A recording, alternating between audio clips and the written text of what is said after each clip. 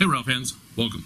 In this video we're going to be looking at a new Magnorail system that I picked up, and this is sort of a vehicle movement system that you can incorporate into your layout or dioramas.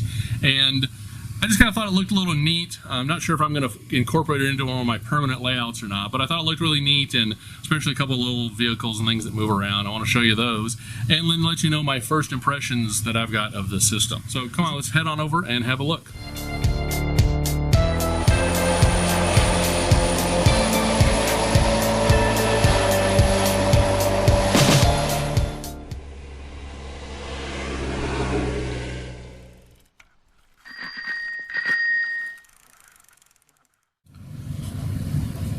So the Magnorail system I picked up, for those of you who are not familiar with it, it's a vehicle automation system that allows vehicles, cars to move about your layout, drive up and down the roads, all automatically. And I think it looks really neat, and the system is set up so that it can do a couple different things. Certainly it can drive vehicles around your layout, but it also can have boats go down streams or rivers. And then to me, the neatest feature actually is the bicycles. Having the bicycles drive down the street or the road. To me, that really was the feature or the neatness, wow factor that I went, okay, I'm buying that thing, that's really cool. It is a little expensive. I couldn't actually find a dealer here in the US, so I had to order these directly out of Europe.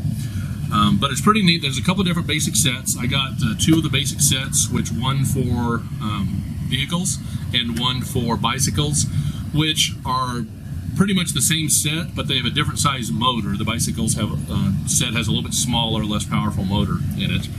And then I bought an expansion set that gave me some more track, and so that I could make it a little bit longer.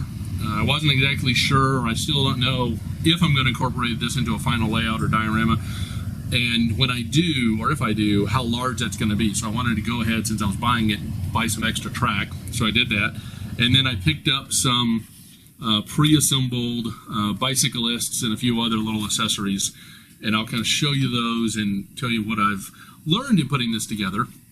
And I have made some mistakes in this, and so I want to point those out, so if any of you go ahead and get this system, you don't make those same mistakes in that. And then a couple of things that I've learned that are working better for me that then might also work better for you if you decide to go ahead and assemble that.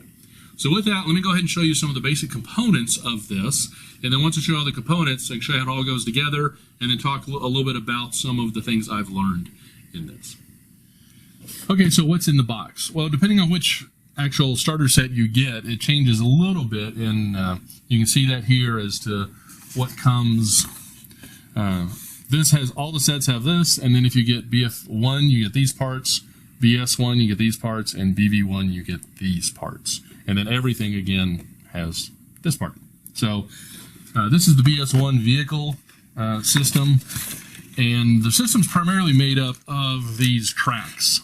You have the tracks, and then you have these blue slider pieces that link together and then slide in the tracks, and it's these blue slider pieces where the magnet goes that then drags the vehicle around. So you've got a lot of those. You do have a motor that comes with it. Again, this motor is a little bit bigger than the one that came with the vehicle system, or the bicycle system one. This is a connection piece where the motor connects to this piece, and then this piece connects to the track, and this is where the transfer of the power goes from the motor into pulling the rail along using tension with these O-rings. You've got some of the little slider pieces, and then you have a 180 degree, or two 180 degree turn loops with the system, and then some instructions. And so that's basically what comes in your starter box. It doesn't come with any vehicles. If you do buy the bicycle set, it does come with one unassembled bicycle. But in looking at that, I wasn't sure I really wanted to assemble that bicycle. It looks a little intricate, at least for the first one. So I went ahead and bought some pre-assembled bicyclists, which you can do in these sets as well. Okay, so let me show you what some of this stuff, what I've learned in putting it together now. So this is the track. It comes attached with 3 different pieces on each little sprue. You've got this connector piece, which is what connects to the motor attachment point. You've got the long flexible piece, and then a short piece, and this allows you to manipulate the length of your overall track. Now, when cutting them out, one of the mistakes I made is when I was looking at this side, I said, okay, there's the flush side, and I cut right there on that. You can't do that. I messed up. I messed up 2 of the pieces on here because this hook is part of the attachment point on this of the system, and so that's what hooks all of these tracks together, and so it blends in with this sprue, especially if you're trimming it from this side. And so you got to make sure you don't cut that off, and I cut that off of 2 of mine and just created little junk pieces in doing so. And so I recommend you cut it actually a little bit past flush, because you're going to want to trim that into a curve to make that natural curve. So trim it a little bit past where flush would be.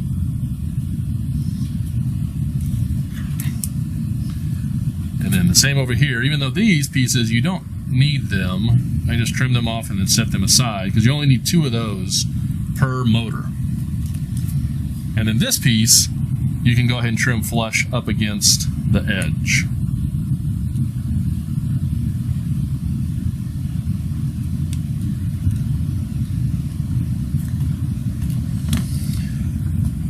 And these pieces are nice thick plastic, and they are pretty flexible. It looks like you can make about a 5 centimeter radius turn with them, and the system will still work. Tighter than that, and it starts binding pretty good. And then you certainly can go looser than that by quite a bit. And then these hooks here on the end hook together, and I'll show you that once I get this trimmed up here. Okay, and so that's cleaned up. And then you've got this system, or this piece here, and they just link together and snap together like that. And then with those together, now I've made this piece a little bit longer. One thing I have found, though, is that these pieces are not really made to snap together and apart and together and apart and together apart a whole bunch of times. In taking them apart, they seem to deform a little bit. And after doing that a couple times, I had one of them that's pretty well snapped off on the end. And so this isn't like a snap track or something where you can assemble it and take it apart and assemble it and take it apart and assemble it and take it apart a whole bunch of times while you're trying to figure out what you want. It seems like it's designed to kind of go together and pretty well stay together on that. And then the system is designed to these attachment points here to have glue or some type of double stick tape attached to the underside of the surface, road surface. And then the track slides along in there, pulls the magnets, and then the cars or bicycles slide along on top, pulled along by the magnetic force. So this is the 180-degree return length, and this piece, like the other ones, is made out of pretty thick, tough plastic. And so I would recommend, and what I found works real well, is to just use sprue cutters or some type of clippers to cut them free, rather than using an X-Acto knife or blade, because this is just pretty thick to be cutting straight down on there. And then you end up with a small lip there that you have to cut off, because you need this edge nice and smooth in there. And so you end up just having to file this a little, and it you can get it nice and smooth.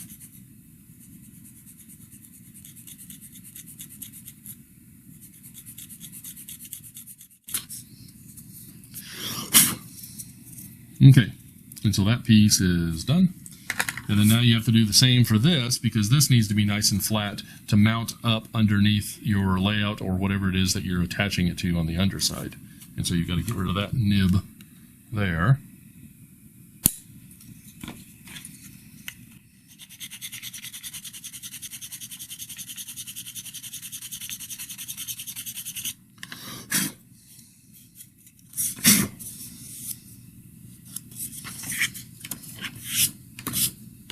Okay.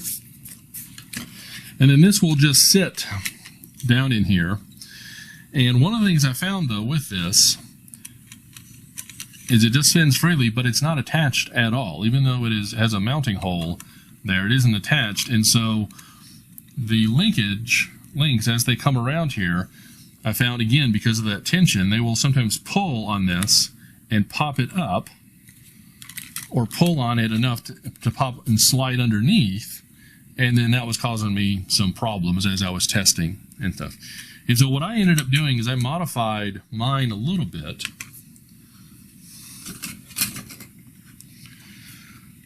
And so this is just a rough piece of plastic. I didn't even bother rounding the edges or anything. And then just took a small screw and put it in. And then this still spins nice and freely, but with that little piece of plastic there, it prevents that from coming up. And then what this allowed me to do is, when I've got it set up as a test track, which I do right now and I'll show you in a bit here, then I can run and test this without that popping out. Now once it's actually mounted and permanently attached with something, either hardboard or plastic, directly to that, then this piece is secured anyway and can't come out, so you wouldn't need that piece. But I did find, for my sort of testing and playing around with it and seeing what I liked and didn't like about the system and what worked better for me, I needed to put this little piece in place so that it wouldn't pop out.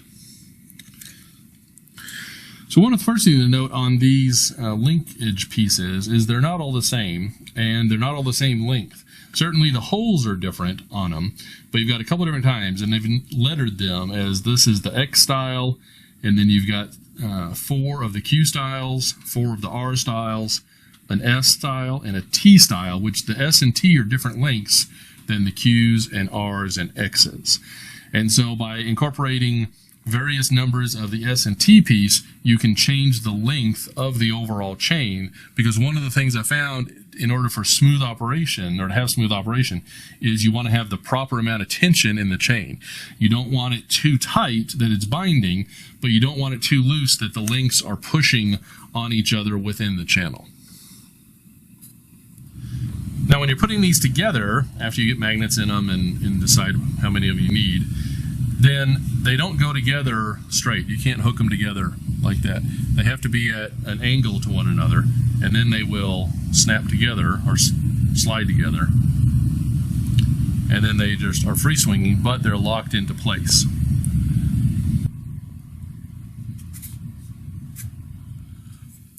So to assemble the magnets, first what I did is I set up a little example piece here, and then I made sure that I got this magnet in correctly by testing the polarity against the bicycles that come from the factory, so that I know that I had north-south correct for those. Then if I make everything else the same, then they'll always be correct. And so with this one being correct, then I had to identify, well, what's the orientation of these other ones? And so I have a non-metallic set of tweezers. You drop that in place, and that attaches, so I know that now this is in the correct orientation, and I can take that off and then take a pair of metal nose pliers, and that's still in the correct orientation, being up, and then I can push that down inside or into this piece, and then now both of those are in the correct orientation to each other, and I can test that with one of my sliders. You can see that that attaches there, and that it also attaches just like that, so that those magnets are in the same orientation north to south.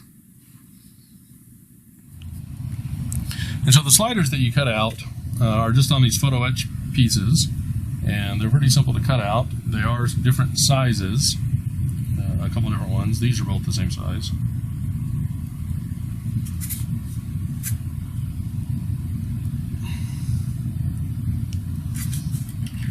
So then I can, by taking a magnet and dropping it on there, then I know that that one will end up in the right orientation. And so then I can take that one off and set it aside, and take a small dab of super glue,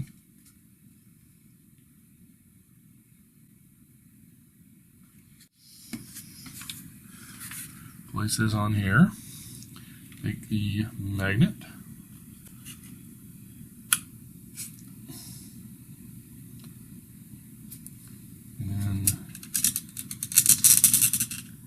lift it straight up, and then the magnet will stay on there, and set it off the side. So, and I have found, I'm still experimenting with a couple different size magnets. These are some larger ones that I purchased here. So, and now super glue, magnet oriented the right way. So in addition to trying some different size magnets on the little sliders, one of the things that I thought I would try is to put a little plastic ski on the bottom of the slider, because I found that the metal that's in these is just a little bit sharp and rough, and I tried sanding them some, and it helped a little bit, but I still thought that it was gripping the road surface more than I kind of wanted it to. And so what I did is just cut out and then attached a small ski out of plastic here, and then curved that front portion a little bit, and that allows it to rise over undulations and things just a little bit better and not get hung up quite as much. And so that's probably what I'll end up doing is eventually I'll paint these things gray or black or brown or something so they match whatever surface they're sliding along.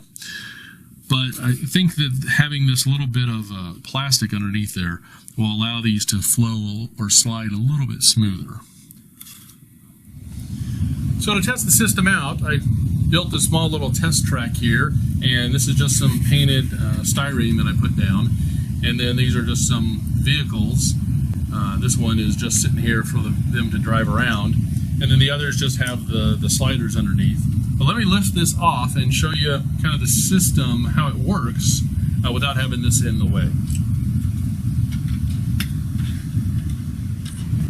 So here you can see the Magnorail track as I've got it set up, and I just have it pinned down with some small little brad nails to the foam, and I've just built this kind of curve. I made this little turn here where it looks like they're driving around a parked car, just to kind of see what it's like. I'm using one of the 180-degree return loops in this.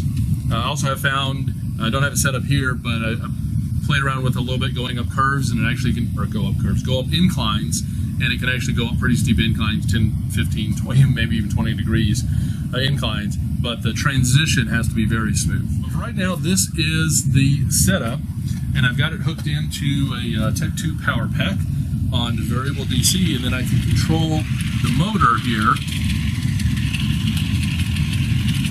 and I can control the motor and I can speed it up or slow it down depending on how fast I want my cars or vehicles to go. So let me put a little piece of plexiglass on top of this, and you can actually see how everything is working while they're going around. So one of the other things I found is this little motor housing that has these O-rings on them that then pull the track through it.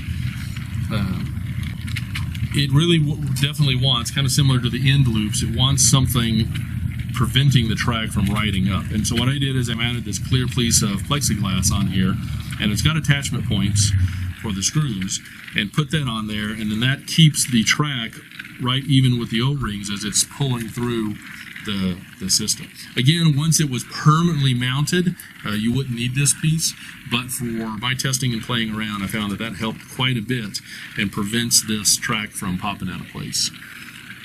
Okay, so now I've got the same vehicles going here, but now I've got this plexiglass piece, so you can actually see how the magnets are pulling the vehicles along on there with the sliders that they have.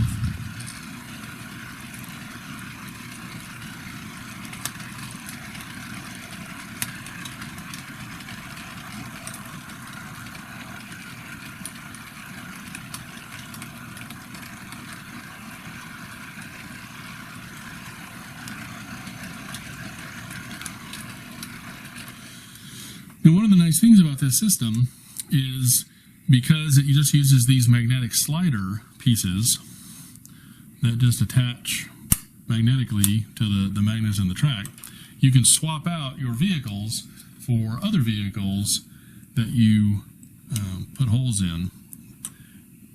And so you just drill a hole in the bottom of the vehicle for that little piece to fit, and then you can have any of your vehicles go around on the track.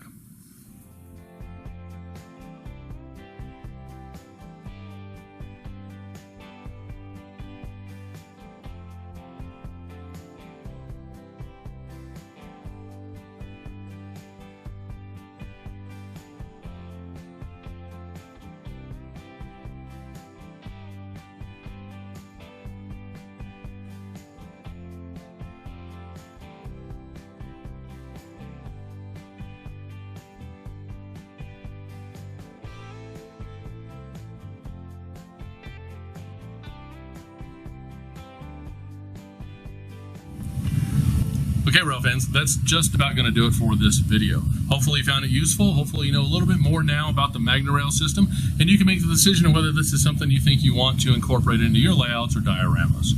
So until next time, keep running your trains, keep enjoying them, and we'll catch you in the next update.